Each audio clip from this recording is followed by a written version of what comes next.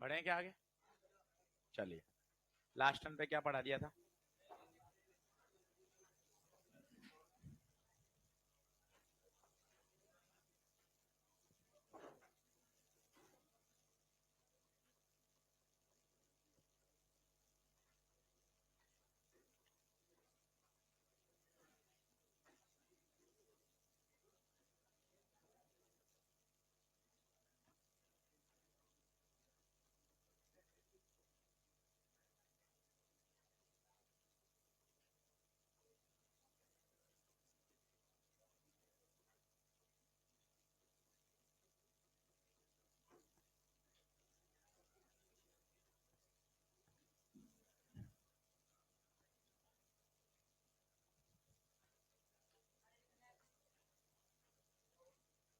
लिखे, हैंग डालिए। Lens displacement method.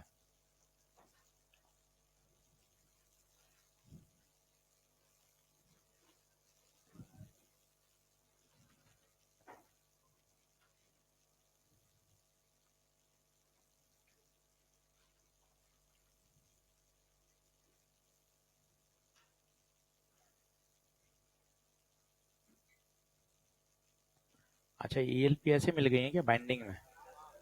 सही है। क्या?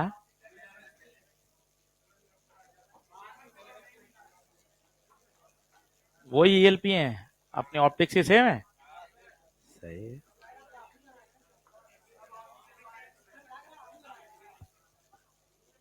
ये थोड़ा आरामदायक रहता है यार, वो लूज लूज है ना।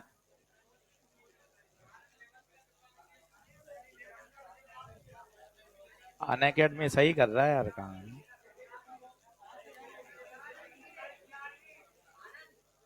चलिए, हाँ लिखें, पहला पॉइंट लिखें। हाँ बिल्कुल बिल्कुल, पहला पॉइंट लिखें। दिस मेथड इज यूज्ड, लिखिएगा। This method is used, this method is used for calculating the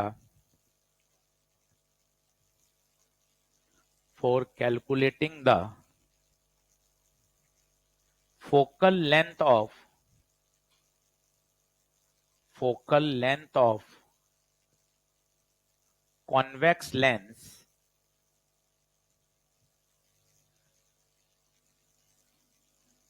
in the laboratory.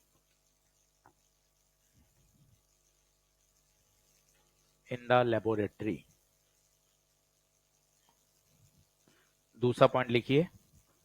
In this method,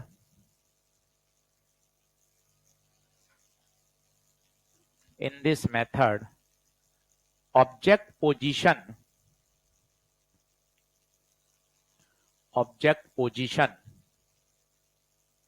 and screen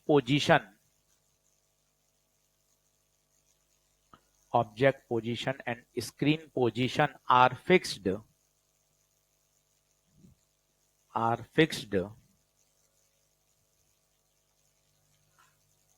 only lens is displaced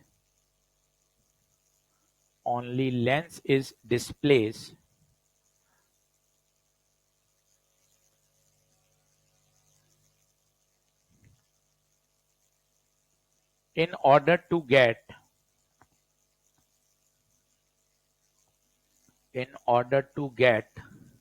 real image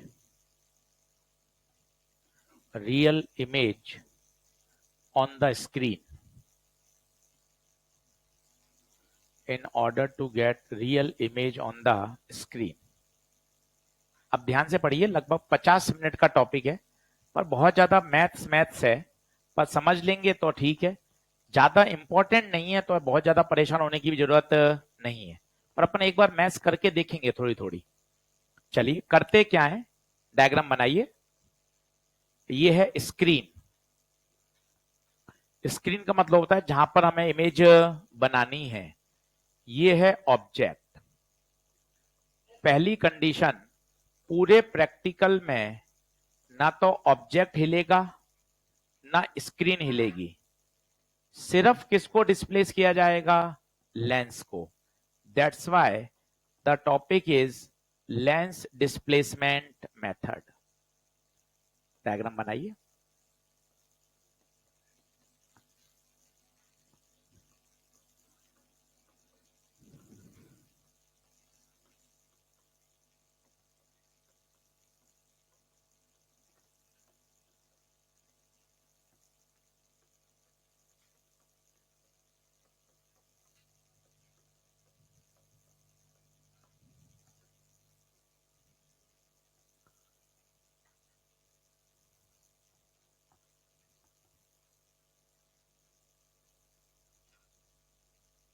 तो object भी fix है, screen भी fix है, केवल कौन displace होगा, lens. इसलिए इसका नाम क्या है, लेंस डिस्प्लेसमेंट मेथड।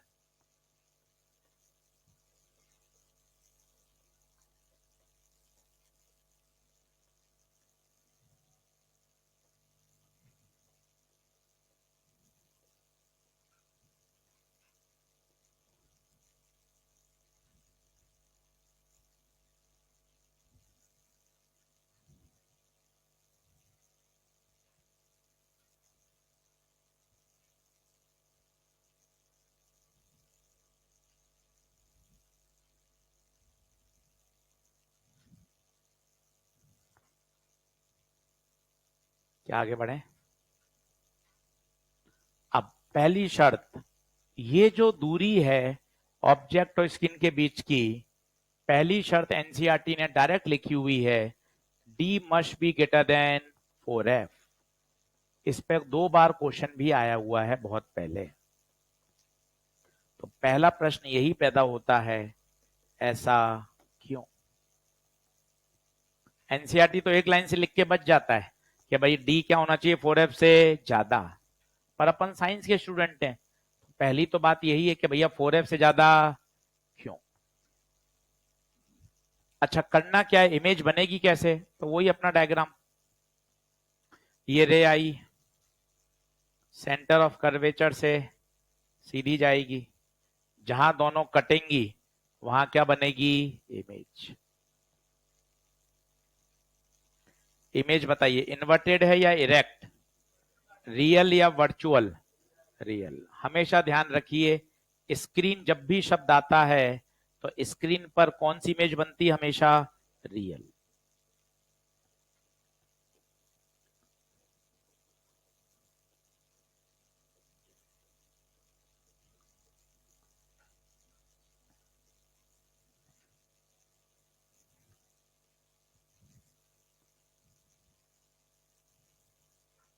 स्क्रीन पर हमेशा कैसी इमेज बनती है, रियल।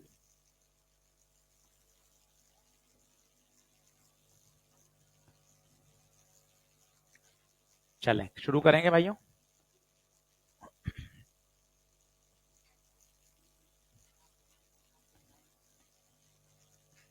वर्चुअल इमेज को देखा जा सकता है, पर स्क्रीन पे बनने के लिए दोनों रेज को क्या होना पड़ेगा, इंटरसेक्ट होना पड़ेगा।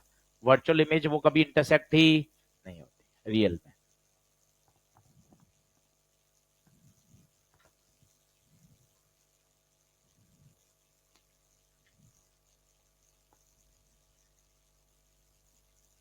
चलो बाद में देख लेना, पहले पढ़ाई कर ले।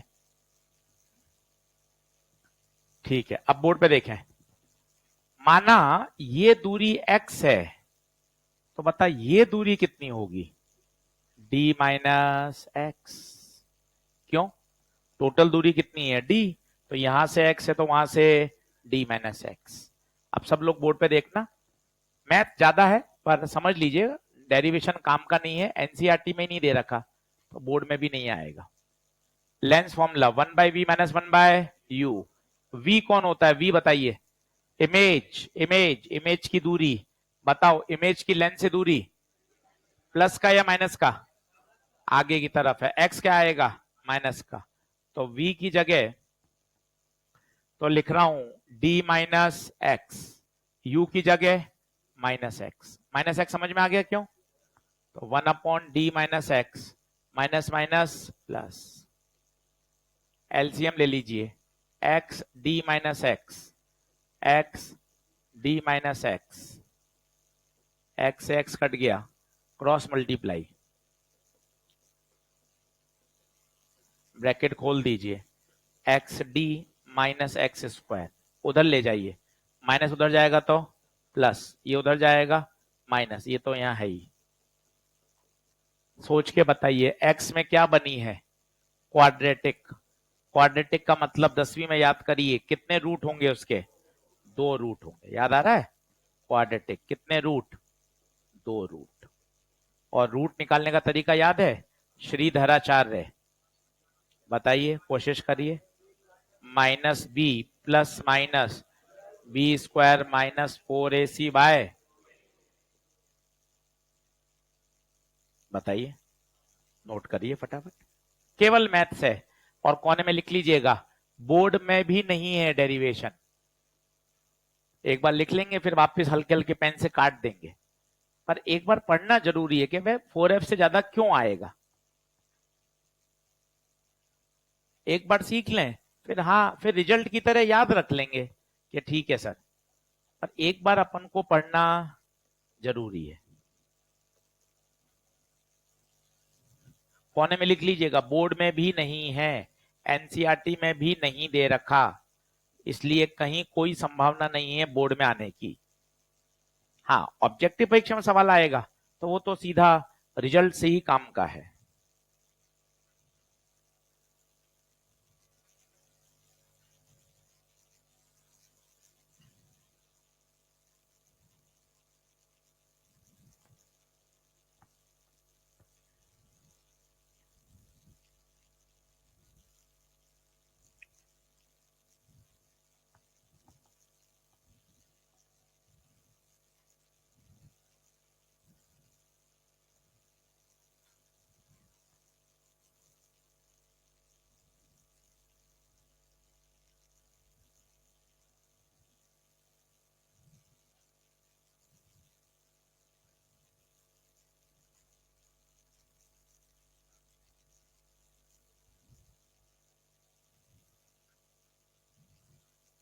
पढ़ूं?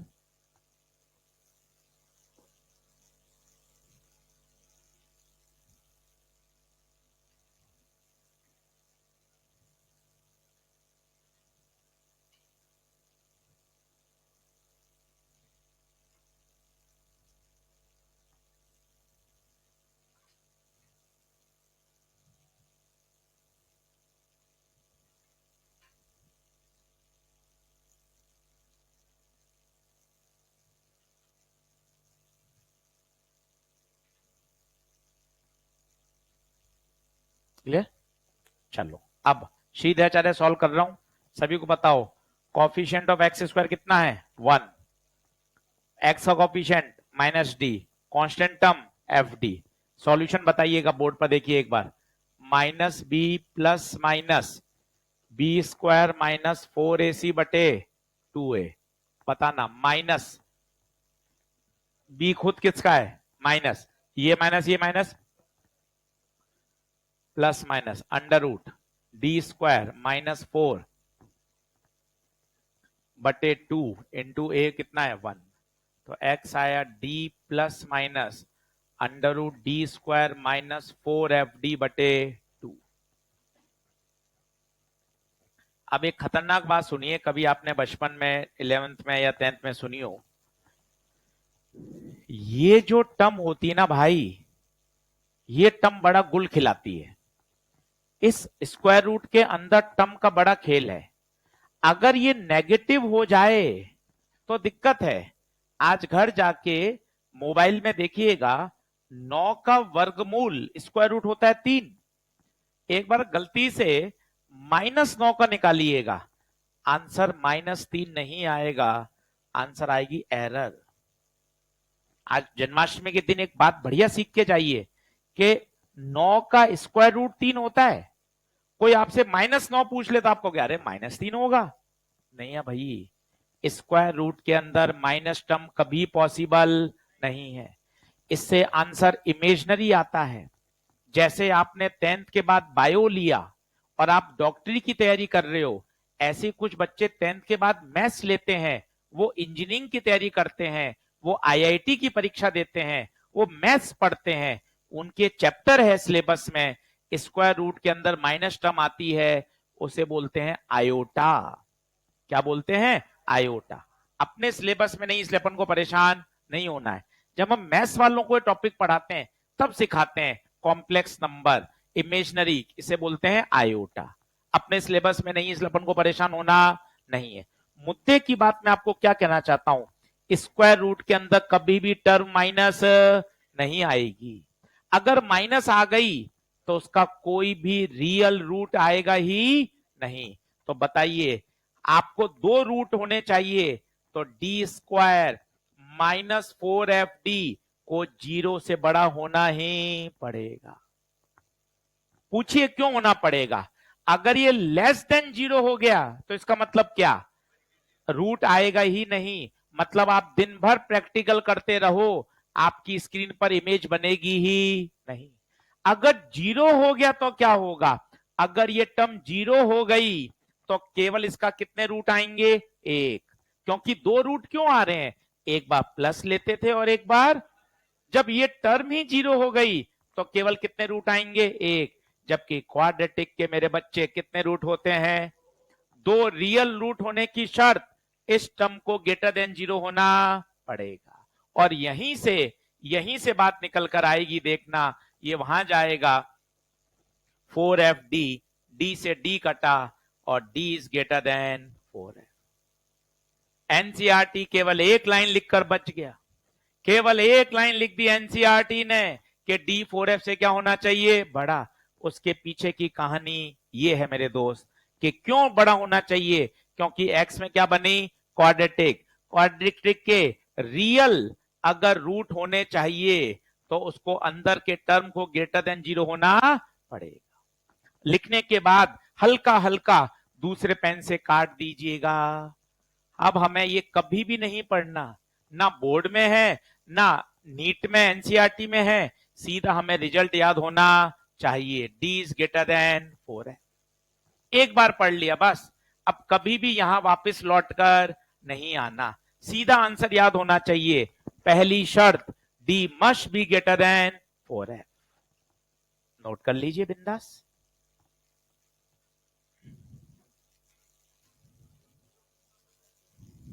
जीरो हो सकता है, अगर जीरो हो जाएगा तो केवल क्या रूट आएगा? एक। मतलब लेंस की केवल कितनी पोजीशन आएंगी? एक। हमें लेंस की कितनी पोजीशन चाहिए? दो। क्योंकि अगर ये जीरो हो गया तो बता इसका आंसर कितना आ गया? डी/2, ओनली वन रूट। जबकि क्वाड्रेटिक के कितने रूट होते हैं? दो। नहीं, क्वाड्रेटिक के दो रूट, दो रूट का मतलब है लेंस की कितनी पोजीशन? दो। क्या बात क्लियर है? तो 1 मिनट का ब्रेक ले लीजिए। पहली शर्त बताइए लेंस डिस्प्लेसमेंट मेथड की, डी 4F से बड़ा होना चाहिए। डी कौन है? डी बताइए। D distance between object and screen.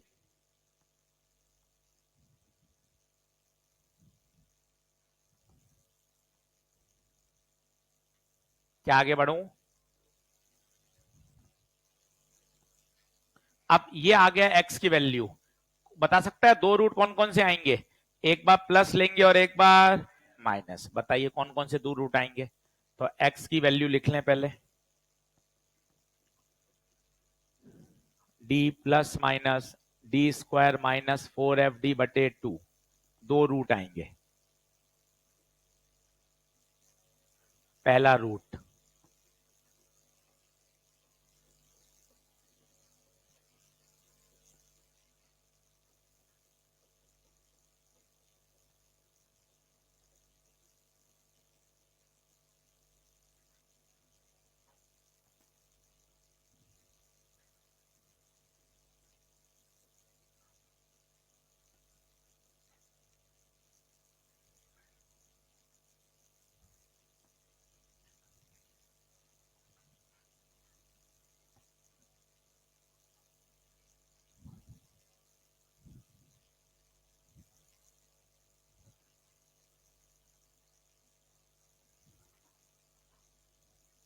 हाँ जी।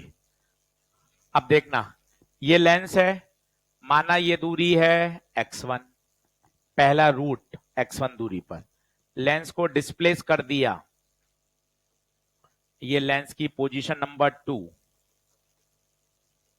भाइयों दो लेंस नहीं है, एक ही लेंस है और उसको क्या किया गया है, डिस्प्लेस। अब ये दूरी है x2, आपने कितना डिस्प्लेस किया, माना आपने डिस्प्लेस कर दिया कितना, x। चित्र बनाइए, 2 मिनट रुकता हूं, चीजों को वापस एक्सप्लेन करता हूं क्या हो रहा है, थोड़ा सा उसको रियलिस्टिक समझते हैं, क्योंकि ये प्रैक्टिकल है, वास्तव में लेबोरेटरी में किया जाता है, तो समझा जा सकता है कि सर हो क्या रहा है तामझाम, थोड़ा बताइए इसको।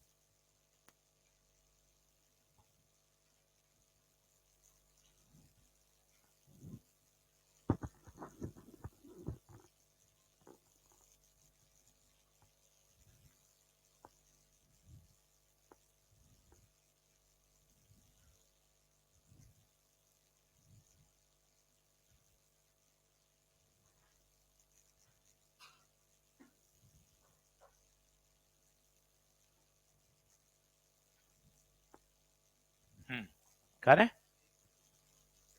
आओ जल्दी आओ।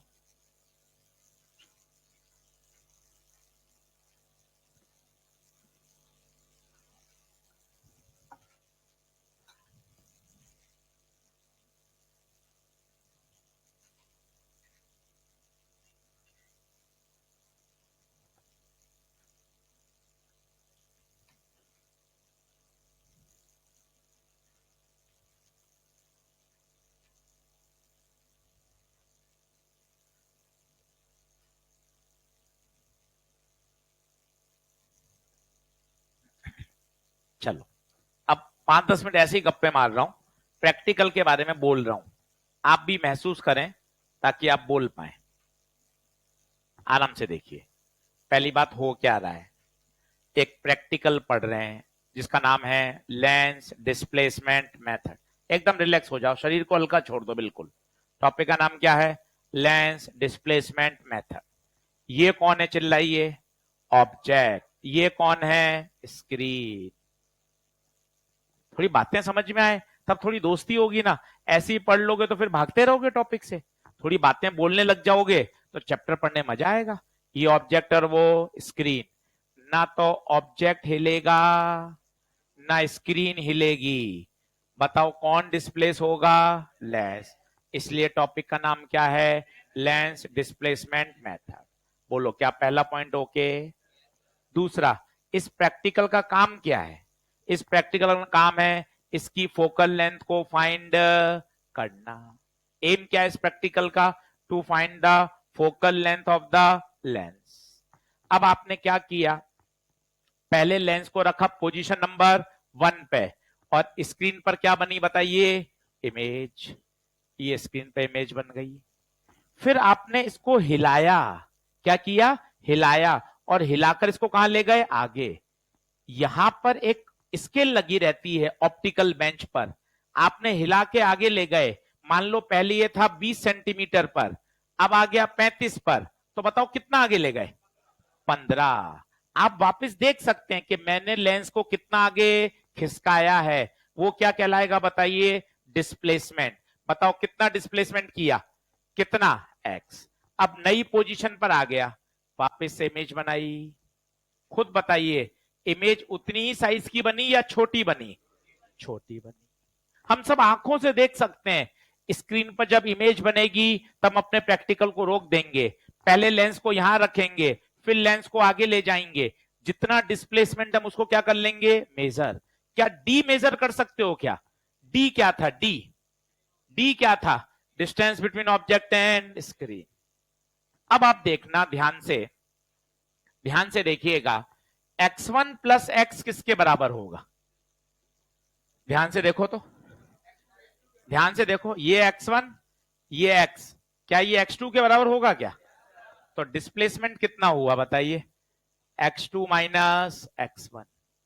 बोर्ड पे देखते जाइएगा, बाद में लिखिएगा। x2 की वैल्यू ये रही, d plus under root of d square minus 4fd by 2, x1 की वैल्यू ये रही d minus under root of d square minus 4fd by 2। चलिए एलसीएम बताइए कितना आएगा 2, तो d plus under root of d square minus 4fd minus d plus under root of d square minus 4fd, ये cut गया। नहीं ये नहीं कटेगा, कौन कटेगा d, ये और ऐड हो गए तो क्या हो गया twice of d square minus 4fd by 2, कटा, स्क्वायर कर दो, इसको उधर ले जाओ, मुझे f चाहिए।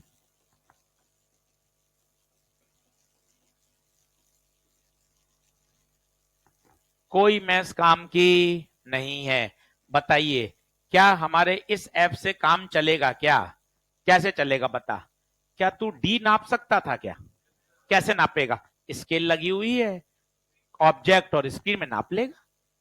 क्या तुझे एक्स पता है क्या, हाँ मैंने ही तो लेंस को क्या किया है डिस्प्लेस, मैं लेबोरेटरी में खड़ा हूं प्रयोगशाला में, मैंने डी भी नाप लिया, मैंने एक्स भी नाप लिया, दोनों की वैल्यू इसमें रखूंगा, क्या निकल कर आ जाएगा एफ।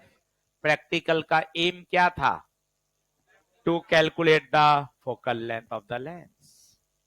क्या कुछ आइडिया समझ में आ रहा है, मैं फिर बोलता हूं थोड़ा थोड़ा, आप देखिए आराम से फील करिए, कोई जल्दबाजी नहीं, ये देखिए एकदम शरीर को हल्का छोड़ दीजिए, ऑब्जेक्ट दिख रहा है, स्क्रीन दिख रही है, ऑब्जेक्ट और स्क्रीन फिक्स हैं, केवल कौन मूव करेगा, इसलिए टॉपिक का नाम बोलो लेंस डिस्प्लेसमेंट मेथड, हाँ बोलो। प्रैक्टिकल का एम क्या है, to find the focal length. पहले आपने लेंस को रखा, पर्दे पर क्या बनाई इमेज, फिर लेंस को खिसकाया खिसकाया खिसकाया, एक जगह ऐसे आके रखो रोका जहां फिर से क्या बनने लग गई इमेज। अब इमेज छोटी बनी या बड़ी बनी, अब छोटी बनी। आपने जो डिस्प्लेस किया क्या वो आपको दिखाई दे रहा है क्या, हाँ। क्या डी आप इसके लगा के नाप सकते हो क्या, जब आपको डी पता है एक्स पता है तो अपने आप क्या निकल के आ गया फोकल लेंथ। इस पूरे की कोई आवश्यकता नहीं है, काय को नोट्स भरूं, काय को, ना बोर्ड में है और ऐसा इसके अंदर कुछ भी नहीं है कि जिससे प्रश्न बनाया जा सकता हो, कोई फिजिक्स का लॉ नहीं लगा, कोई ऐसी बड़ी चीज नहीं है, सिर्फ एलसीएम लिया है सॉल्व किया है, तो हम काय को लिखें, हमें सीधा याद होना चाहिए फोकल लेंथ का formula D square minus x square बटे 4d।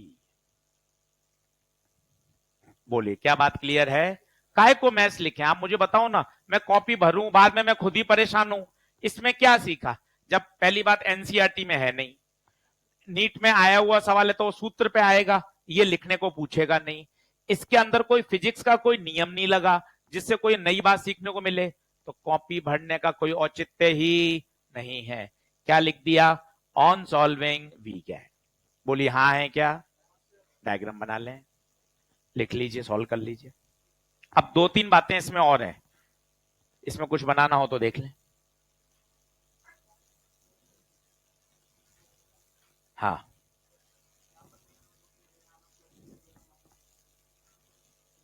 कोई प्लस मतलब x2 बड़ा होगा ना, तो बड़ा रूट कब आएगा, प्लस में आएगा, चित्र से दिख रहा है बड़ा कौन है, दो पोजीशन है, हाँ क्योंकि क्वाड्रेटिक बन रहा है ना, क्वाड्रेटिक के कितने रूट हैं, दो, तो लेंस की ये दो ही पोजीशन होंगी जब इसकी और कोई पोजीशन नहीं होगी।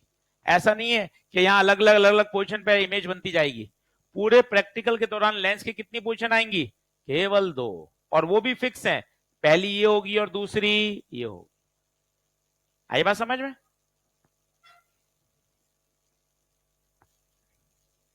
क्या आगे बढ़े क्या,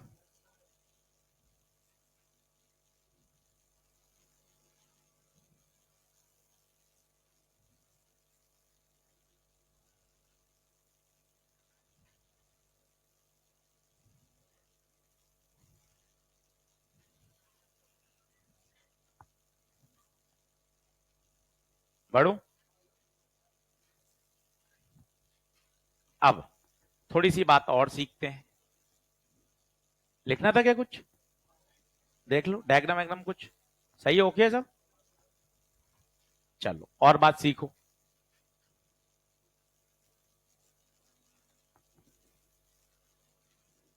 भाइयों 8वीं बार बोल रहा हूं, ऑब्जेक्ट भी फिक्स है, स्क्रीन भी, केवल कौन मूव करेगा? लेंस। एग्जामिनर इतना होशियार है, अगर वो लिख दे लेंस डिस्प्लेसमेंट मेथड तो हर बच्चा फॉर्मूला सोच लेता है। वो सवाल में कहीं लेंस डिस्प्लेसमेंट मेथड लिखता ही नहीं है।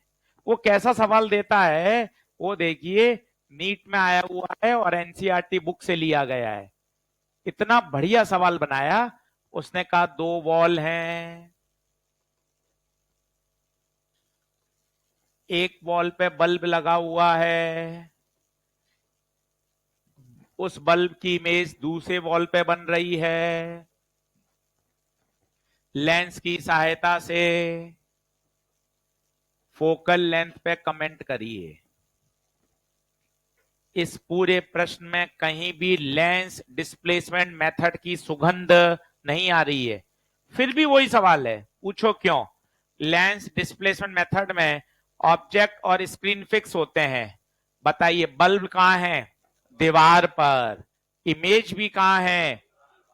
दीवार आगे पीछे नहीं होती। इसका मतलब ये कौन से टॉपिक का सवाल है?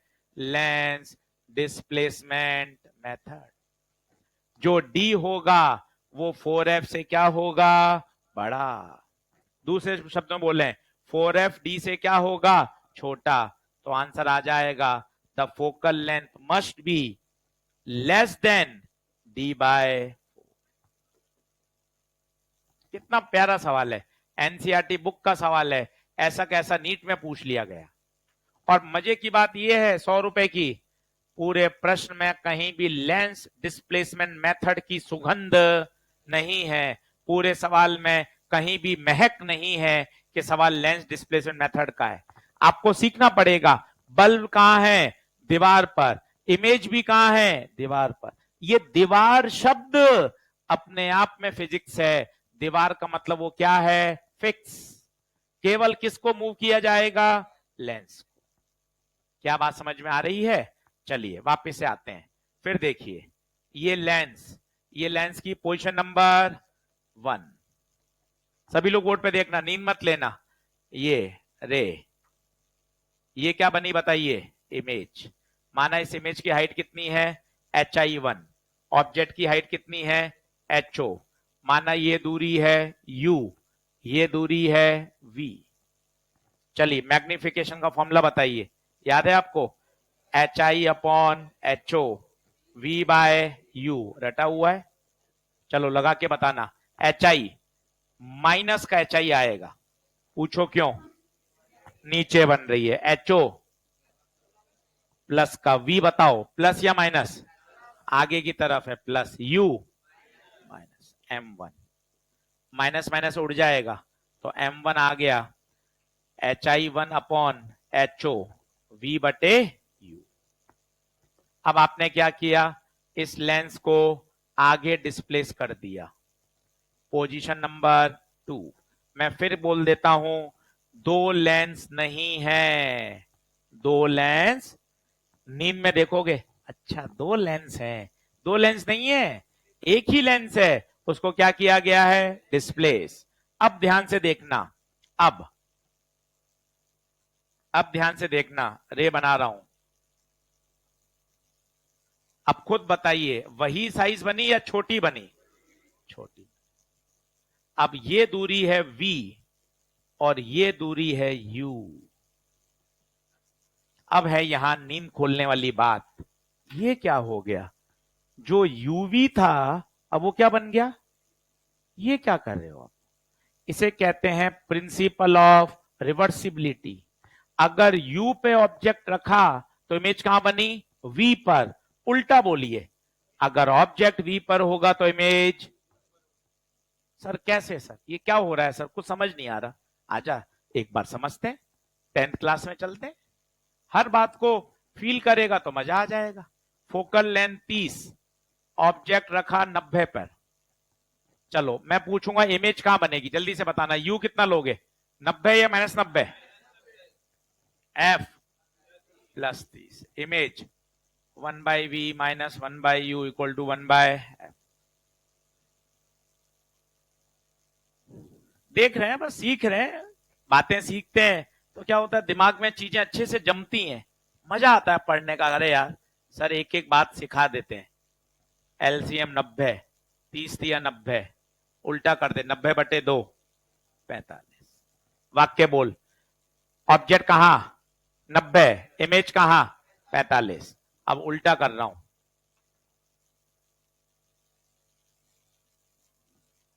अब ऑब्जेक्ट रख रहा हूं 45 पे, यू बता -45, एफ बता +30।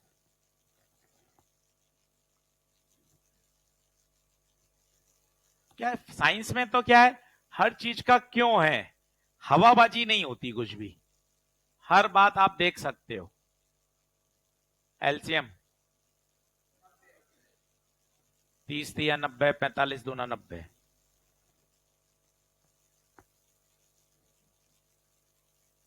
अब देख आनंद आ जाएगा, अब तुझे आनंद लेना है तब मजा है, आनंद ले।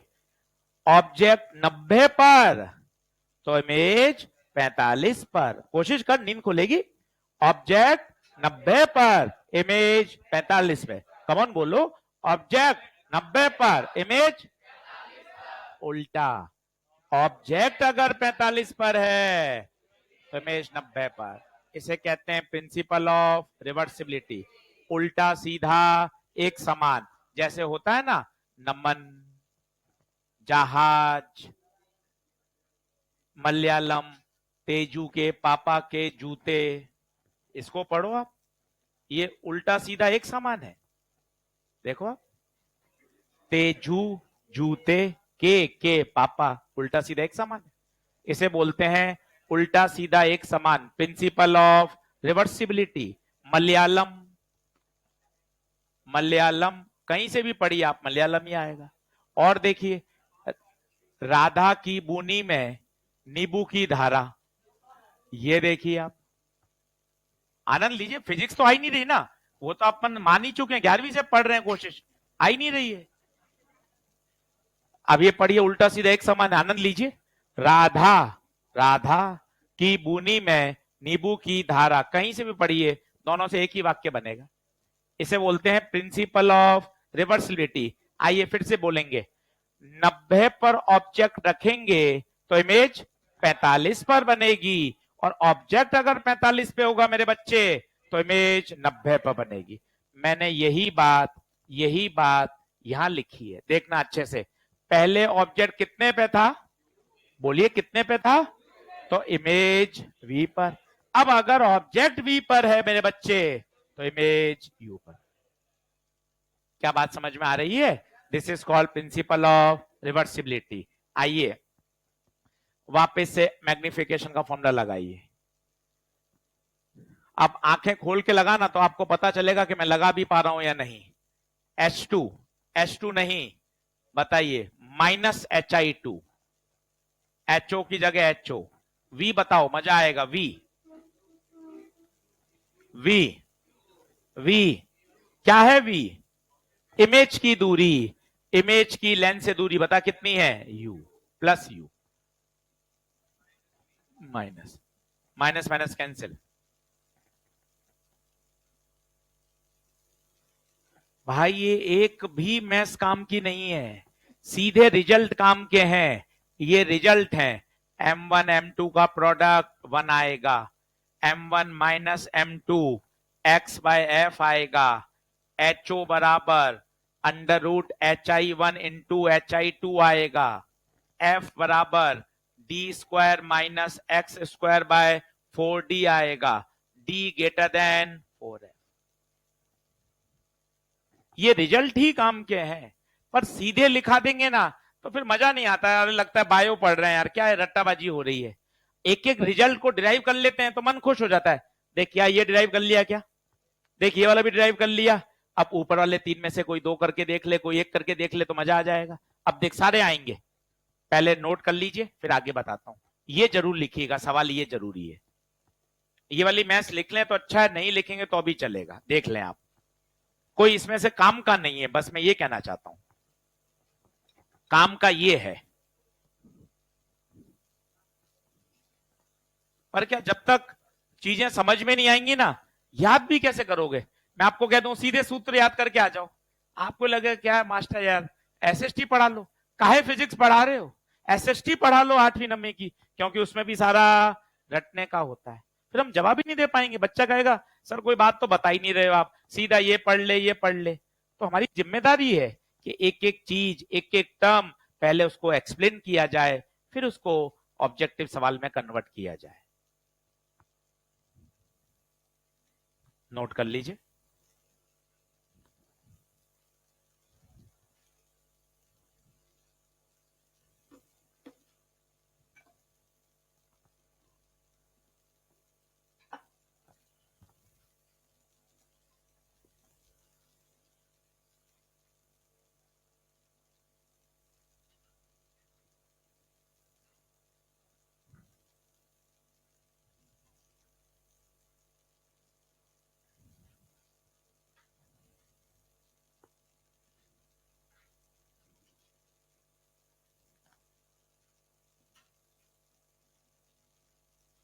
बढ़े क्या आगे?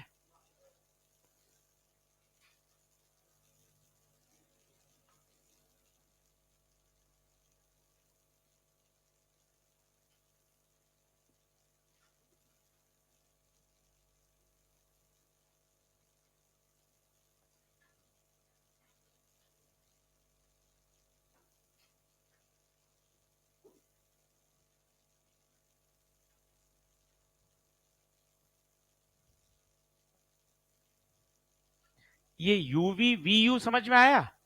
ये कहलाता है प्रिंसिपल ऑफ रिवर्सिबिलिटी।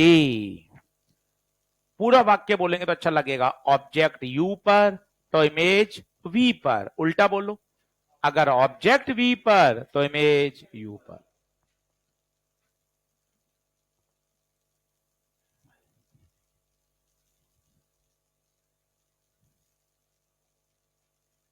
बढ़ो आगे।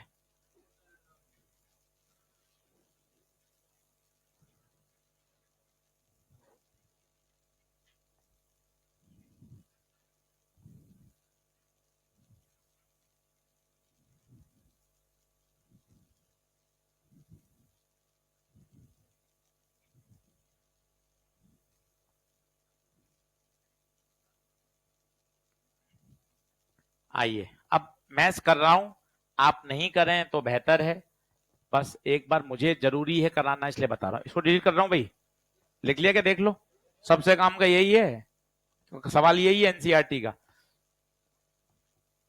छोटा कर देता हूं, रिकॉर्डेड लेक्चर में भी पढ़ा रहेगा। ठीक है, अब केवल मैथ्स दिखा रहा हूं, मत लिखिएगा, कोई काम की नहीं है। इन दोनों इक्वेशन को मल्टीप्लाई कर रहा हूं, करिएगा मल्टीप्लाई, बोलो m1 इंटू m2 बराबर u बाय v, और यहां माइनस माइनस तो कैंसिल हो ही रहा है, चलिए u से u कटा v से v, देखो m1 इंटू m2 का प्रोडक्ट, हर चीज आएगी निकल के, देख अपने आप बना गया। और बताओ सर, और एक दो दिखा दो सर, और मल्टीप्लाई कर बता, इसका एलएचएस hi2 अपॉन ho, इसका बता hi1 अपॉन ho, यहां बता u बाय v, यहां बता v by u, hi2 into hi1, ho square.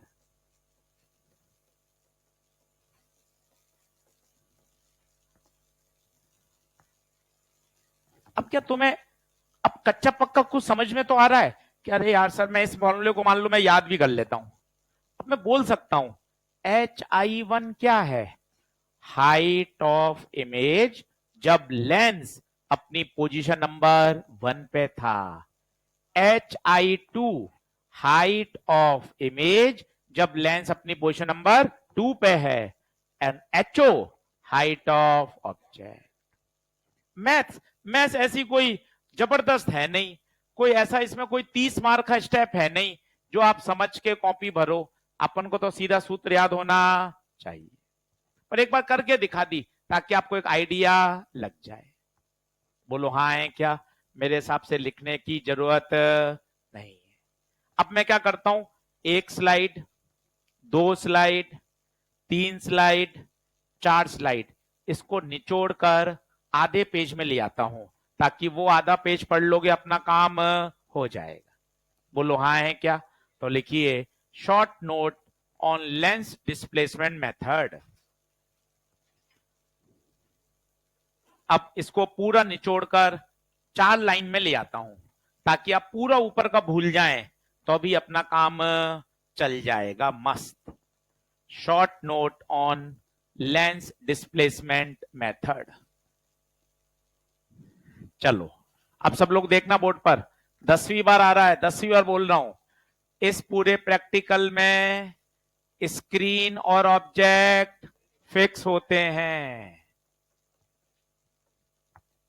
10वीं बार कौन डिस्प्लेस होगा? लेंस डिस्प्लेस होगा। ये दूरी बताओ डी, ये दूरी डी, फोकल लेंथ इसकी एफ। ये डॉट डॉट क्यों बनाया बताइए? ताकि आपको पता चले दो लेंस नहीं है, इसी लेंस को क्या किया है? डिस्प्लेस। ये दूरी एक्स, एक्स क्या है बताओ? डिस्प्लेसमेंट। पहली शर्त बताओ, D must be greater than 4f। दूसरा बताइए, focal length D square minus x square बटे 4d। तीसरा, दोनों के मैग्निफिकेशन का प्रोडक्ट 1 आएगा। चौथा, m1 माइनस m2 बराबर x बाय एफ। एक्स कौन है बताओ? X displacement between the two position of lens. लिखते जाइए। ये पूरा निचोड़ आ गया, इसके अलावा आपको कुछ भी नहीं याद करना। सारे सवाल ईएलपी के, एनसीईआरटी के सब इससे कवर हो जाएंगे।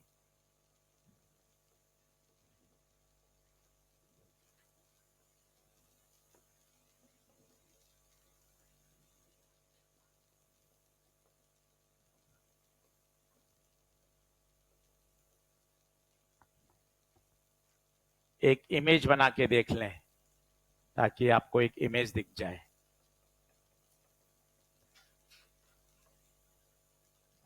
अब आप देखो, जो आपने 48 मिनट में पढ़ा वो 2 मिनट में निचोड़ कर आ गया। ये 48 मिनट का पूरा समरी आ गई। एक भी सवाल अब आपका नहीं अटकेगा, इसमें सब कुछ आ चुका है। और सारे क्यों बता दिए। ड्रॉपर बैच में पढ़ाते हैं, सीधे रिजल्ट सिखा के न्यूमेरिकल कराते हैं। बोर्ड में अपने, भाई आपको 12th वाले बैच में एक बार सीखना पड़ता है कि हर चीज का कारण क्या है, कैसे डी ग्रेटर देन 4f आया, उसके पीछे का लॉजिक क्या है, वो आपको एक बार डिराइव करना पड़ेगा। क्या बोर्ड में सही है? क्या आगे बढ़े क्या? सर ये क्या लिखा है?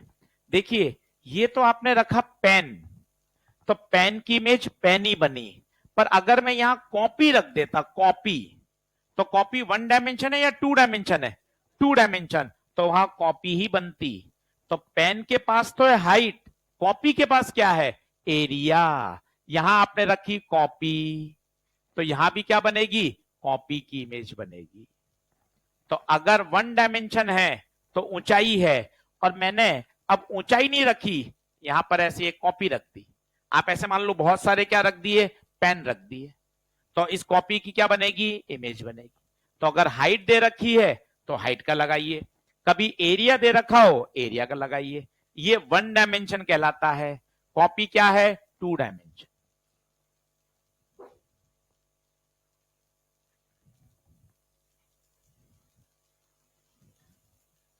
आज वो पढ़ के आने को कहा था, पढ़ के आए हैं क्या? हाँ,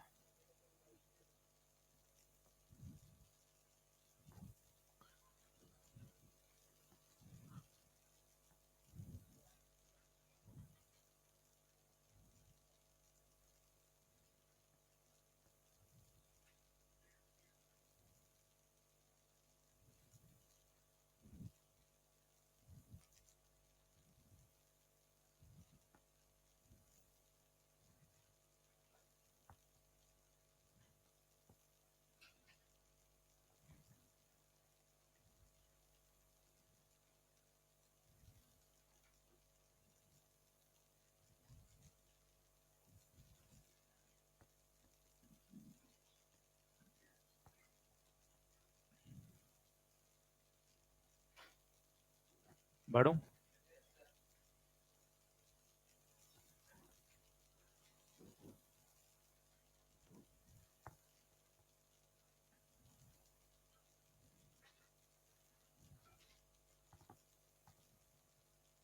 चलें आगे, लिखें आगे। लास्ट टॉपिक है लेंस का, क्रोमेटिक एब्रेशन।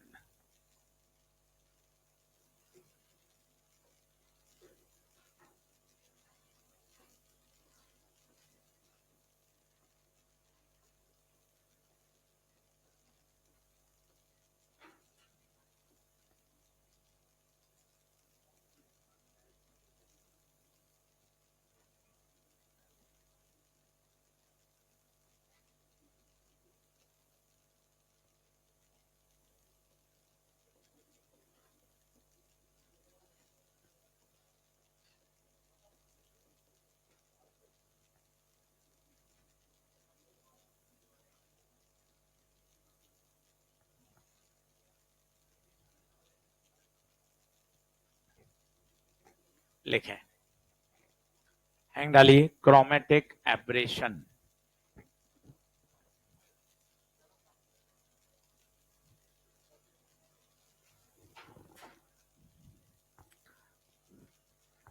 अब ये एक बीमारी है। अब आप कहोगे बीमारी क्यों है भैया?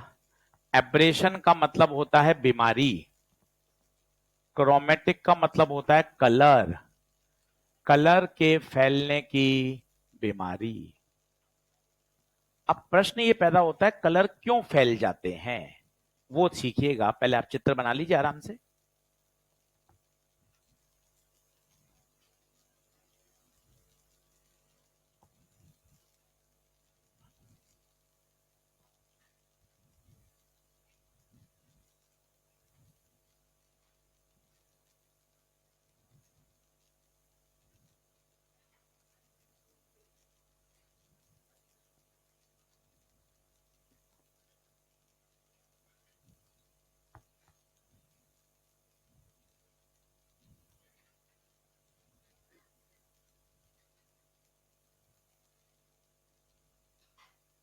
बढ़े क्या? चलो अब सीखना भैया, बड़े इसमें अससन रीजन के सवाल बनते हैं। व्हाइट लाइट आई, व्हाइट लाइट आती है तेरे दिमाग में पहला क्या छपना चाहिए? विबग्योर। विबग्योर में सबका लेमडा सेम या अलग अलग? पहला पॉइंट बता, किसका लेमडा ज्यादा? लेमडा रेड ज्यादा। विबग्योर में वायलेट से रेड जाने पर लेमडा बढ़ता है। एक एक पॉइंट ओके कर दे, कोई तेज नहीं भाग। पहला पॉइंट ओके कर, विबग्योर में सबसे ज्यादा लेमडा किसका? रेड।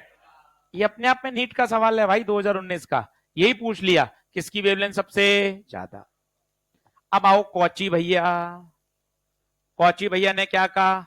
म्यू लेमडा के, जिसका लेमडा ज्यादा उसका म्यू। बता लेमडा किसका ज्यादा है? तो रेड के लिए म्यू। बता क्या दूसरा पॉइंट ओके है क्या? मतलब ये लेंस रेड कलर को जो म्यू देगा, रेड कलर को जो म्यू देगा वो सबसे कम देगा, सबसे कम देगा। अब तीसरा पॉइंट सुन, हम जानते हैं लेंस मेकर से 1/f बराबर म्यू लेंस बटे mu surrounding -1, 1/r1 -1/1/f। Surrounding air है, 1/r1 -1/r2। ध्यान से देख, 1/f म्यू के इनवर्स है या डायरेक्टली है? f नीचे आ रहा है और म्यू ऊपर आ रहा है, किसका म्यू कम है? तो रेड की फोकल लेंथ सबसे, ये अपने आप में एक सवाल है, रेड कलर की फोकल लेंथ सबसे ज्यादा। इसका मतलब रेड कलर सबसे दूर जाके फोकस होता है, क्योंकि उसकी फोकल लेंथ सबसे ज्यादा। वायलेट, वायलेट, वायलेट सबसे पास। और कलर अब फैल गए और इस कलर के फैलने की बीमारी को ही क्या कहा जाता है? Chromatic aberration. सारे कलर यहां फैल गए, violet, indigo, blue, green, orange, सारे कलर यहां फैल गए। अब दो तीन मन में प्रश्न आ गए अचानक से।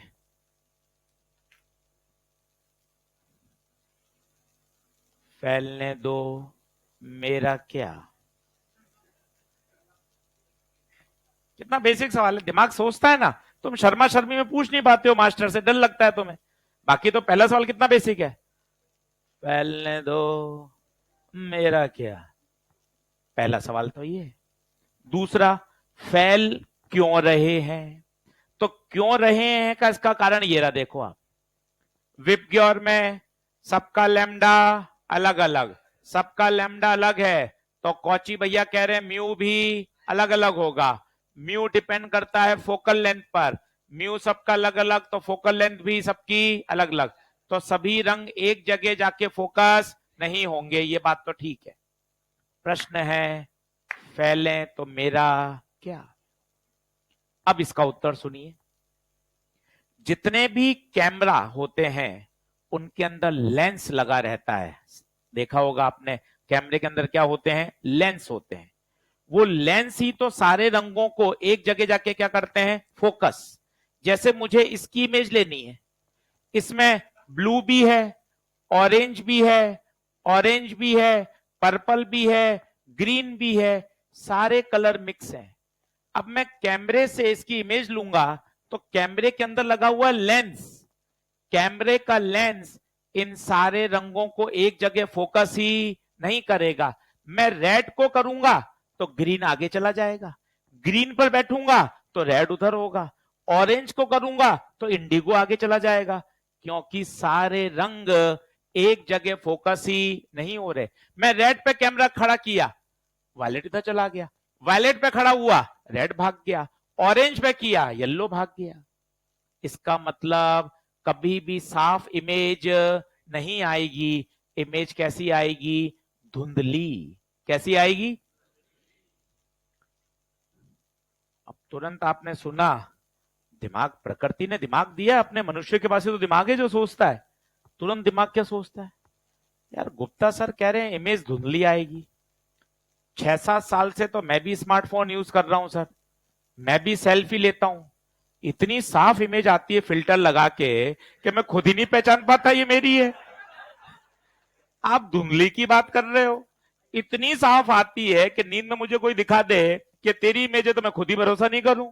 फिल्टर लगा लोगों के एकदम गोरी करके और ऐसी इमेज हो जाती है। तो ये तो दोनों बातें आपने कॉन्ट्राडिक्ट कर दी। एक तरफ गुप्ता सर आप कह रहे हो इमेज कैसी आएगी? धुंधली।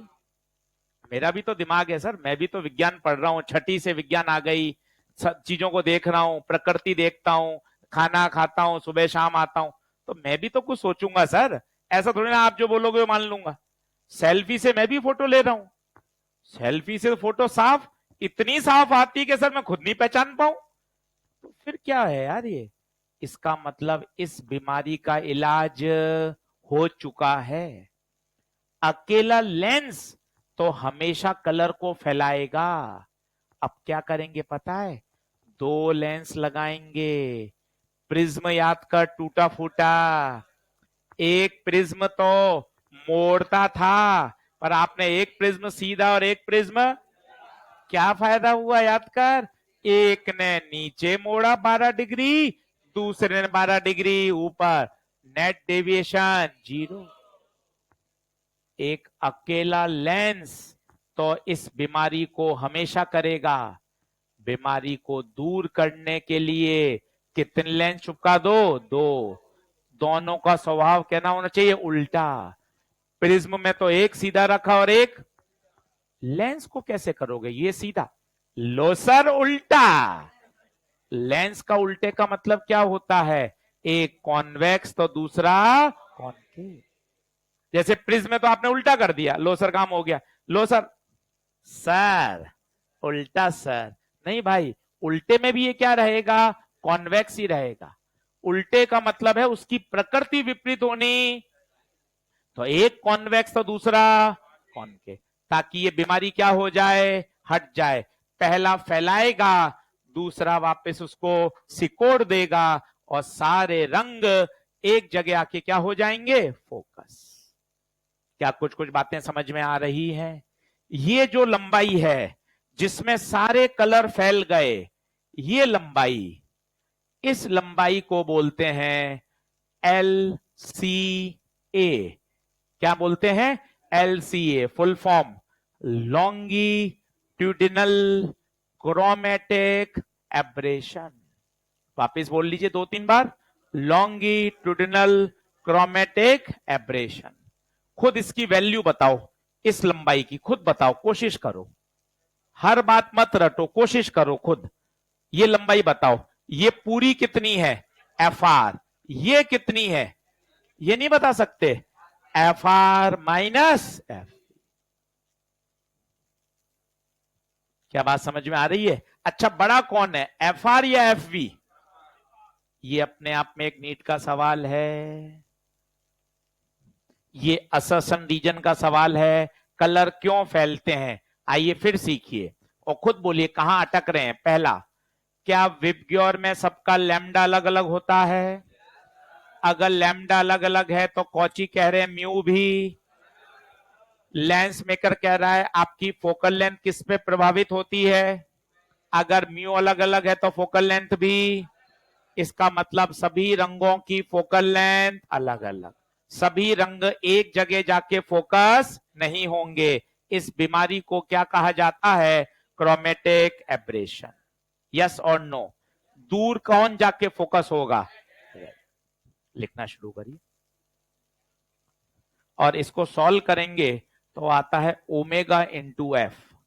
किसी को ओमेगा याद है क्या? ओमेगा प्रिज्म में सिखाया था, क्या याद है बताओ? Dispersive power. कोई फॉर्मूला बता दे तो आनंद आ जाए, ओमेगा का कोई फॉर्मूला बता दे तो आनंद आ जाए। Mu v minus upon mu y minus 1। याद आ रहा है क्या?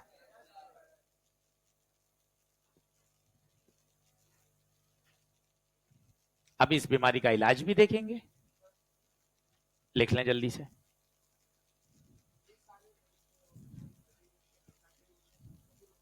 सभी सभी इसमें भी होता है पर बहुत कम होता है, वो डिपेंड करता है ओमेगा पे, डिस्पर्सिव पावर पे। जितना ओमेगा छोटा लेंगे उतना एलसीए क्या होगा, कम होगा। क्लियर? ओमेगा पे डिपेंड करेगा। ओमेगा है डिस्पर्सिव पावर, हर मटेरियल की क्या होती है, अलग अलग होती है। जितना कम ओमेगा होगा उतना वो कलर्स को डिस्पर्स कम करेगा।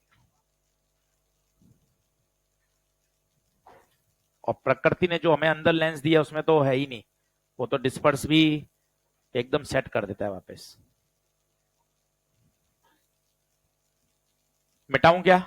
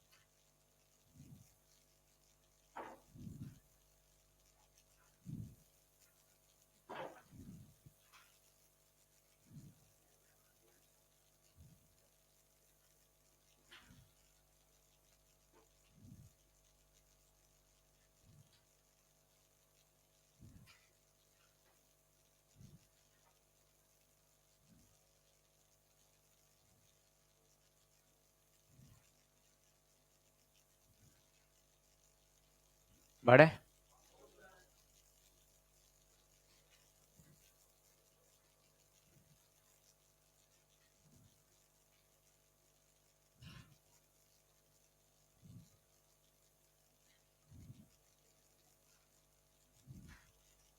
तो टॉपिक का नाम क्या है? Chromatic aberration. थोड़ा टॉपिक से फील करिए। एब्रेशन क्या है? एक तरह की बीमारी। क्रोमेटिक का मतलब होता है कलर का फैलना। तो क्रोमेटिक एब्रेशन, कलर्स के फैलने की बीमारी। सरल भाषा में बोलिए ताकि किसी छोटे बच्चों को समझा सकें। जब व्हाइट लाइट को लेंस में से गुजारते हैं तो लेंस सभी रंगों को एक जगह जाके फोकस नहीं करता, सारे रंग फैल जाते हैं। इस बीमारी को क्या कहा जाता है? Chromatic aberration. एकदम सरल शब्दों में आना चाहिए। और इसके पीछे कारण असर्शन रीजन का कारण बन सकता है। छोटा सवाल बन सकता है, आया हुआ है नीट में, किसकी फोकल लेंथ ज्यादा होती है? सबसे ज्यादा किसकी होती है? रेड की सबसे ज्यादा। पूरक सीक्वेंस लिखना हो तो एफ आर, उसके बाद कौन आएगा बताओ? एफ ऑरेंज, फिर कौन आएगा? एफ येलो, फिर एफ ग्रीन, फिर एफ ब्लू। ऐसे डॉट डॉट विप्योर लिख दो उल्टा। क्या आगे बढ़े क्या? अब इस बीमारी का क्या करेंगे? इलाज लिखिए।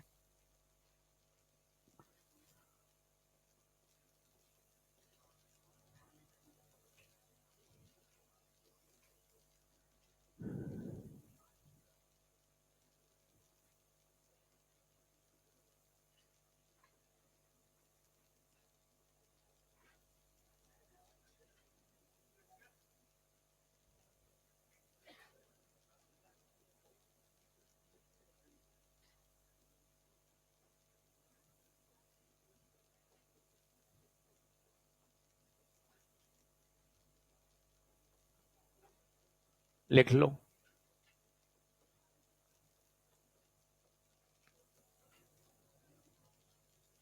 अब देखो, टॉपिक का नाम भी कितना अच्छा है, अक्रोमेटिक। क्रोमेटिक तो था कलर का फैलना, एक क्रोमेटिक मतलब इसमें कलर फैलेंगे। आगे और देख, कॉम्बिनेशन क्यों? एक अकेले लेंस से तो काम होगा ही। टॉपिक के अंदर जाओ ना यार।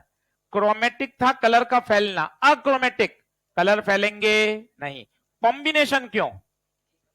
एक अकेले लेंस तो फैलाएगा ही, कितने लेंस कंबाइन करने पड़ेंगे? दो। ऐसा कॉम्बिनेशन जिसमें का सभी कलर एक ही जगह जाकर फोकस हो। दूसरी डेफिनेशन बहुत बढ़िया है, ऐसा कॉम्बिनेशन जिसमें LCA 0 हो।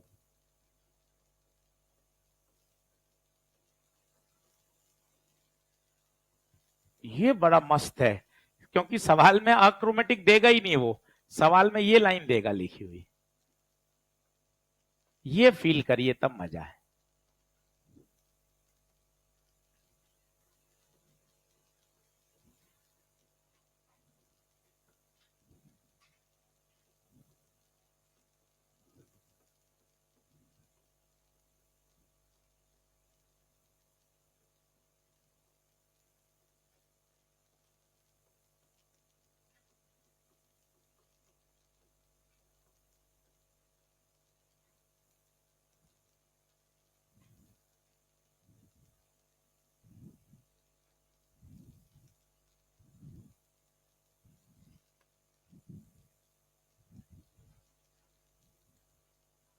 ये LCA क्या है? ये LCA, LCA, LCA, LCA क्या है? ये LCA लॉन्गिट्यूडनल क्रोमेटिक। जरा मुझे बताओ, क्या ये दूरी है क्या? वो मैं कह रहा हूं ये दूरी कितनी हो जाए? 0। सोचो, ये दूरी 0 हो जाए, इसका मतलब कलर कहां आ जाए? एक ही जगह। आप भी तो ही चाहते हो। वो लिखकर नहीं देगा अक्रोमेटिक, तो अगर अक्रोमेटिक लिख दिया तो कोई भी बच्चा फॉर्मूला लगा देगा। वो कहेगा ऐसा कॉम्बिनेशन जिसका LCA 0। LCA क्या है? ये वाली दूरी LCA है। और सोच, अगर ये 0 हो जाए इसका मतलब सारे रंग एक जगह जाके फोकस हो जाए। यस और नो, बना लीजिए।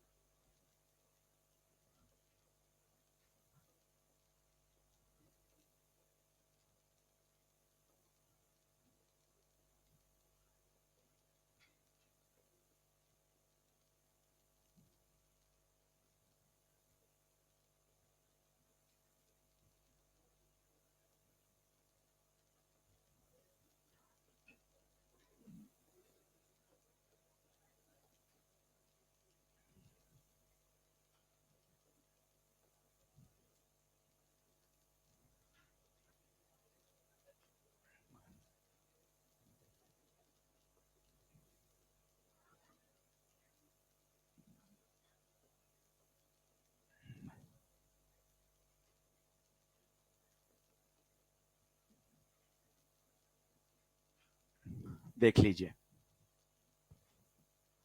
ये कंडीशन है जो हमको याद होनी चाहिए। इसका डेरिवेशन बोर्ड एग्जाम में नहीं है तो अपन नहीं कर रहे हैं, कोई यूजफुल भी नहीं है। सीधा आप रिजल्ट याद कर सकते हैं। Condition for achromatic, omega 1/f1 plus omega 2/f2 बराबर 0। यार ये ओमेगा कौन है? ओमेगा, ओमेगा बार बार भूल रहे हैं। ओमेगा कौन है? डिस्पर्सिव। याद रखिएगा। ओमेगा का फॉर्मूला याद नहीं है तो कोने में लिख लीजिए, mu v minus mu r upon mu y minus 1।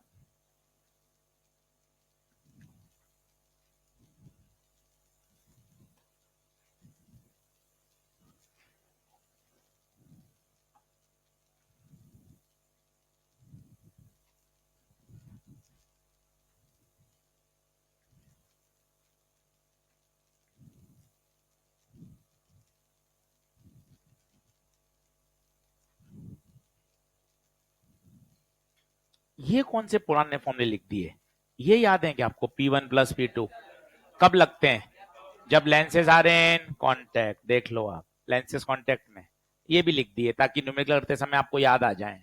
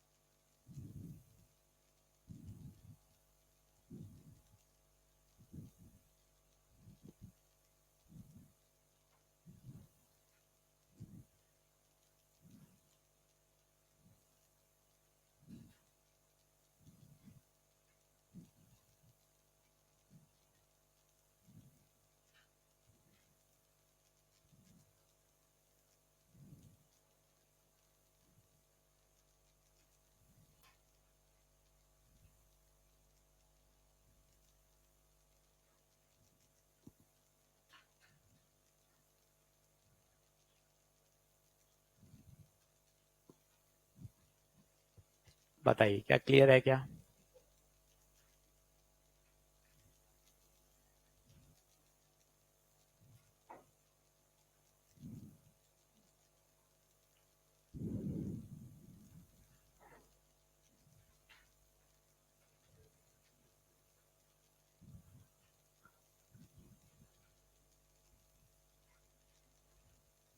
पन्ने पलटिए, पावर जहां से दिया था पढ़ने को वो वाला पेज खोलिए। Power of curved surface,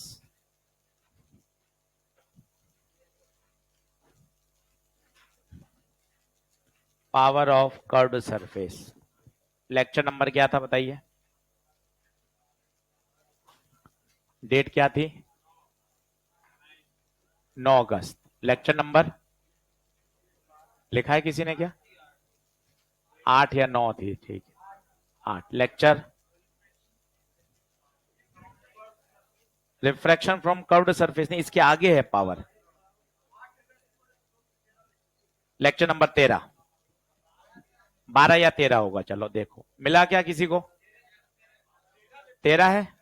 power of curved surface, यहां से लेकर ये 20 नंबर तक भाई, यहां से 2 सवाल आते हैं हर साल। सबसे पॉपुलर टॉपिक है। लेक्चर नंबर 13, 14, 15, 16, 17, 18, 19, 20, ये हैं 8 लेक्चर। अब इतना सारा है, आप देखिए मोटाई देखेंगे।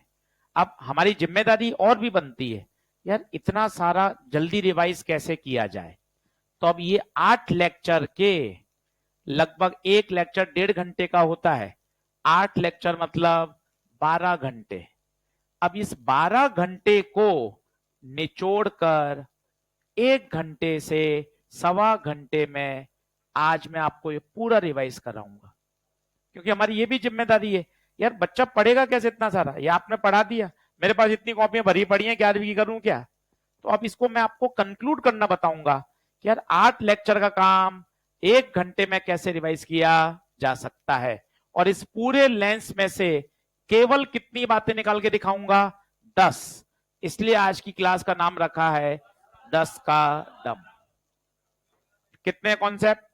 10 कॉन्सेप्ट। और 10 कॉन्सेप्ट कहां से कहां? लेक्चर 13 से लेकर लेक्चर 20। तो 1 घंटे पढ़ने के बाद आपके पास पूरे 8 लेक्चर एकदम ये हाथ में आ जाएंगे कि सर एक एक बात मुझे समझ में आ गई। क्लास में तो मैंने पूरी पढ़ाई है, अब हमारी और जिम्मेदारी है, सर इसको थोड़ा और छोटा करो सर। कितना सारा पढ़ूंगा? कॉपियां लाऊं क्या केमिस्ट्री बायो की आपके सामने? तो फिर मुझे जरूरी है उसको और क्या करना? छोटा। इसलिए इसको समराइज करके लाएंगे कि पूरा 1 घंटे में, सवा घंटे में पूरे 8 लेक्चर कैसे रिवाइज हो सकते हैं। फिर इसमें एक छोटा सा एक कंपटीशन रखा है, एक होमवर्क रखा है। आपको क्या करना है?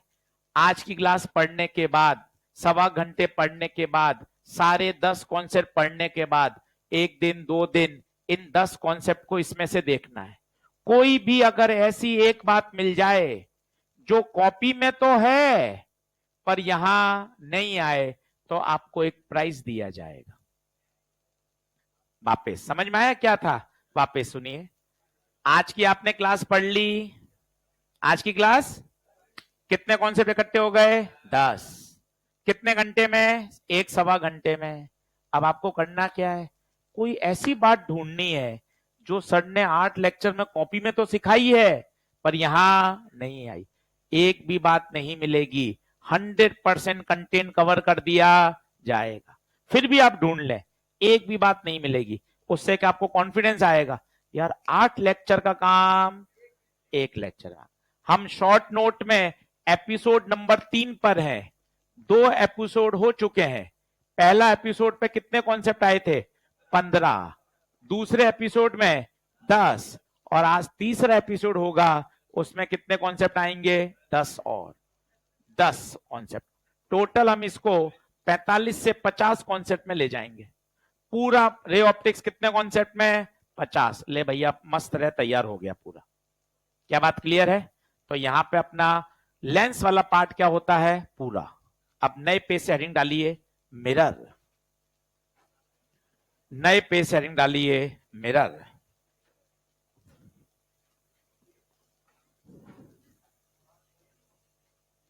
मिरर।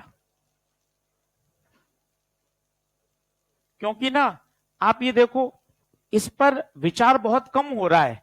अभी जनता इस पे अवेयर कम है कि यार फिजिक्स के 10 रजिस्टर तो भर गए, पढ़ा तो दिया सर, मैं कैसे करूंगा sir? Physics, chemistry, IOC, PC, OC, botany, zoology, तो ये भी है सर। मास्टर आता है अपना टॉपिक पढ़ा के चला जाता है। सर मेरी तरफ आके भी तो देखो सर थोड़ा सा। आप कह रहे हो 32 लेक्चर में ऑप्टिक्स हो गया, पूरी आपने कॉपी भरा दी। मेरी तरफ तो देखिए सर, मैं इनको रिवाइज कैसे करूं? तो सर आपकी जिम्मेदारी भी तो है सर, इन 32 लेक्चर को 4 या 5 पेज में क्या करके जाओ, कंक्लूड, ताकि वो 4-5 पेज में बार बार पढ़ लूंगा तो मेरा टॉपिक पूरे कब्जे में आ जाए। सर ये भी तो सोचिए, पूरा पढ़ लिया सर, एक कॉपी पूरी भर गई सर, आप तो चले गए पढ़ा के, सर वापस कैसे पढ़ूंगा सर, इतना ओसीबी है, पीसीबी है, आईओसी भी है। तो सर अध्यापक को जिम्मेदारी भी तो लेनी चाहिए सर, पूरा टॉपिक पढ़ाने के बाद उसको बहुत सिस्टमेटिक तरीके से क्या करे, कंक्लूड, ताकि सर मैं उसको बार बार क्या कर सकूं, रिवाइज। अब पुराने देखता हूं 11वीं के SHM, wave, thermal, mechanics, sir कुछ समझ याद ही नहीं आता सर, क्या है, कॉपियां दिखती हैं सर बस। उसमें से सर को ऐसा हो कि देख एनएलएम के ये 15 पॉइंट पढ़ ले, इससे तेरे सारे सवाल तैयार, तो सर मैं उन 15 को तो 10 बार रिवाइज कर सकता हूं। अब रे ऑप्टिक्स के 30 कॉन्सेप्ट आ गए, 30 कॉन्सेप्ट आप दिन में 5 बार रिवाइज कर सकते हो, पर पूरा एक रजिस्टर दिन में 5 बार रिवाइज नहीं होगा। तो ये शॉर्ट नोट की ताकत है कि यार बहुत जल्दी सिलेबस को कैसे रिवाइज किया जा सकता है। क्या बात ठीक है? चलिए हेडिंग डालिए, मिरर। दो तरह के मिरर हैं, एक है स्फेरिकल मिरर और एक है plane mirror.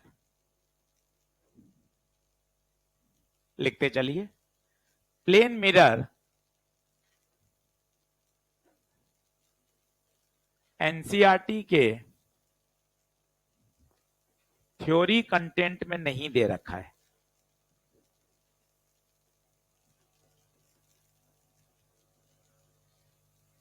Only one question पीछे अनसॉल्व क्वेश्चंस में है। स्फेरिकल मिरर दो तरह के होते हैं, कॉनकेव और कॉन्वेक्स। लिख लीजिए फटाफट।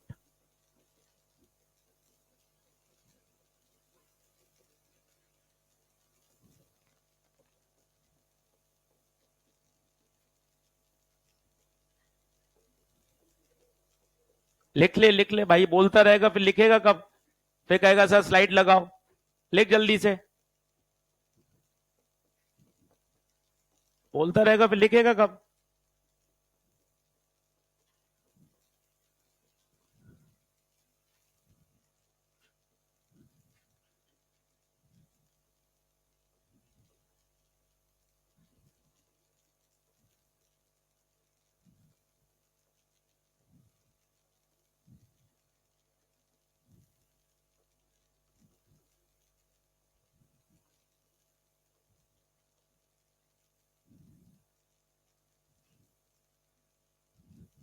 तो मिरर के दो टुकड़े हैं, एक स्फेरिकल मिरर और एक प्लेन मिरर। घर पे जो आप बाल बना के आते हो रोज, वो कैसा मिरर है, प्लेन मिरर। घर पे हम जो रोज ड्रेसअप होके आते हैं, बाल बना के आते हैं, वो कैसा मिरर है, प्लेन मिरर। पर आपने देखे हैं एक्टिवा में, कार में, पल्सर में जो साइड वाले मिरर होते हैं वो प्लेन मिरर नहीं होते भाई, वो स्फेरिकल होते हैं, कर्व्ड होते हैं, कर्व्ड मिरर, वो हम सिलेबस में पढ़ना है, कॉनकेव और कॉन्वेक्स। अगर मिरर का आइडिया लें तो मिरर परीक्षा के दृष्टिकोण से बहुत कम इंपॉर्टेंट है। पूरे मिरर से केवल कितने प्रश्न आए हैं, 8 या 9 सवाल आए हैं। पूरा मिरर पढ़ाने में 4 से 4.5 लेक्चर लगते हैं।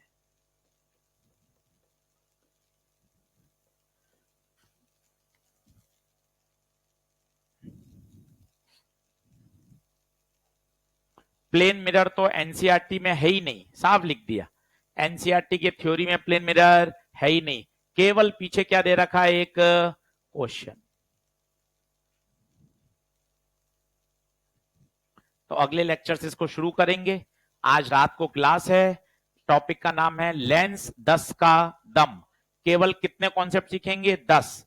एक भी न्यूमेरिकल नहीं आएगा, केवल और केवल क्या आएंगे, कॉन्सेप्ट, शॉर्ट नोट, केवल 10 कॉन्सेप्ट। क्लास रहेगी हार्डली 1 घंटे के अंदर अंदर, उसको पूरा तैयार करेंगे ताकि आपके 8 लेक्चर एक साथ रिवाइज हो जाएं। चलिए धन्यवाद।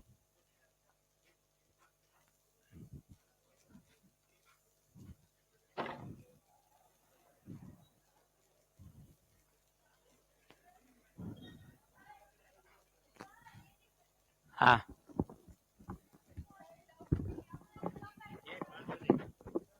Hello hello hello. अभी बैठे रहना है भाई, निकलना नहीं है बाहर। अभी बाहर कोई नहीं निकलेगा, ये एक फॉर्म दे रहे हैं, इसको भर के निकलो।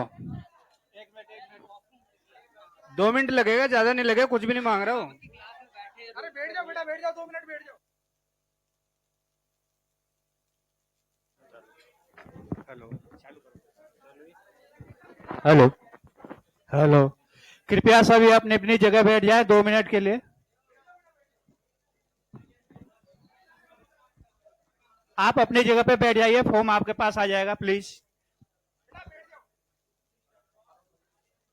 प्लीज टेक योर सीट, आपके फॉर्म आपके पास आ जाएगा, है ना।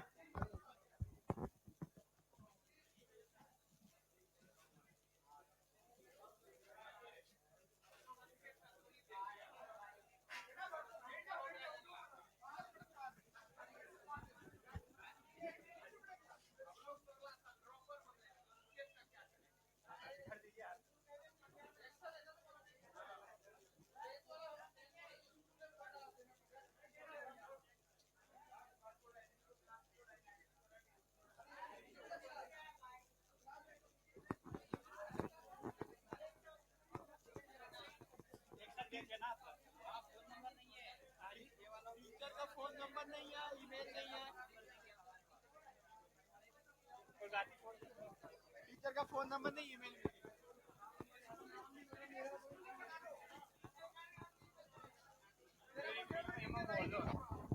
बोलो क्या कह रहे हो? तो मैं डमी स्कूल की बात कर ही नहीं रहा हूँ बेटा, आपसे 10th लेवल का जो स्कूल है उसकी बात कर रहा हूँ मैं आपसे।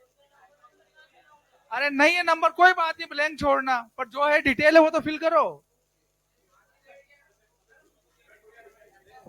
रोल नंबर में यहाँ का रोल नंबर लिखना है आपको। अच्छा डेट भी याद नहीं तुझे, फिर क्या क्यों आया फिर यहाँ?